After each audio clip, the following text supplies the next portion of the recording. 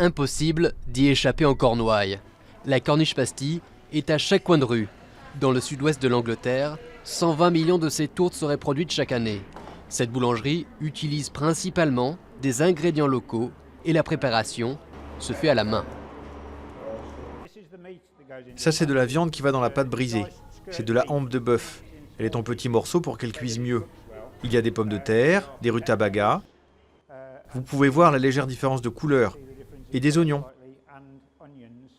Mais pour John, les réglementations européennes ont compliqué les choses. Plusieurs fois par an, ces chaussons à la viande partent dans un laboratoire pour des analyses.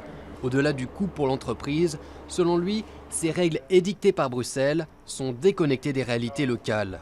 Sans remords, le 23 juin, il votera pour sortir de l'Union européenne. Il n'y a aucun risque pour les produits, parce que tout ce que vous consommez part d'ici. C'est cuit à 200 degrés pendant 1 heure, donc ça ne peut faire de mal à personne. Pourtant, on doit quand même se soumettre aux règles et réglementations. Et surtout, ne jamais utiliser notre bon sens. Pour cette boulangère, au contraire, l'Europe a permis de protéger la Cornish Pasty. Depuis 2011, c'est une indication géographique contrôlée, un label qui permet à la région de rester maître de sa spécialité.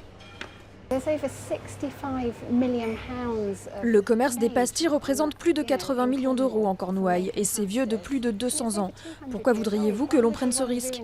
Ça a pris beaucoup de temps pour les protéger et empêcher les gens à travers le monde de les copier et de l'appeler Cornish. C'est aussi l'avis de l'association des Cornish Pasty qui s'est déclarée pour le maintien dans l'Union. À l'origine créée pour être emportée dans la mine, la pastille a survécu à la disparition de l'industrie du cuivre et de l'étain. Pour ou contre l'Union européenne, les habitants des Cornouailles comptent bien perpétuer la tradition du chausson à la viande qui emploie 2000 personnes dans la région.